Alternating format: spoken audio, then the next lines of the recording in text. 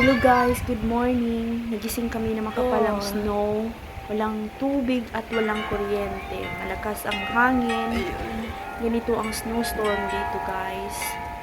Ang hirap ng buhay. Kaya ayun si Habi naghahanap at chinecheck ang bucket kung may rainwater ba para pwede namin gamitin sa CR. Kaya yan guys, at yung kapal ng snow at heavy wind. Yan guys. Ganito ang buhay sa Amerika pag may snowstorm.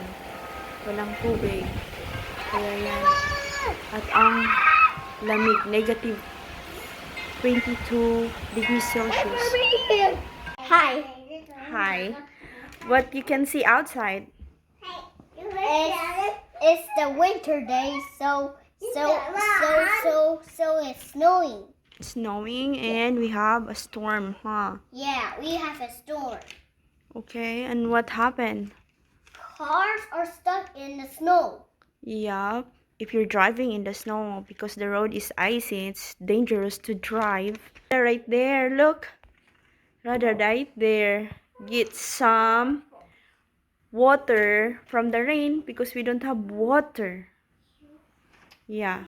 So guys, kumuha kami ng snow at imimelt namin yan at idadump namin sa CR. Ito na guys. Maging tubig na ang snow. Hindi masyadong malinis pero sa CR lang naman siya. Kaya yun. Water. Yun guys, pwede na magpupo. Ngayon guys, punta kami sa town at bibili kami ng mainom namin na tubig at tatahakin namin ang masamang panahon. Ayan guys. At yun, ito yung side ng road. At yun yung river. Nag-a-ice siya sa gilid. Ayun guys.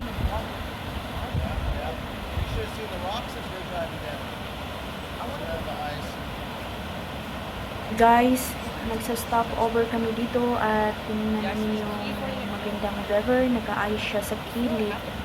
Yun guys, very beautiful pero very cold. Yun guys, see ya in the next video. Salamat sa panonood. Bye bye.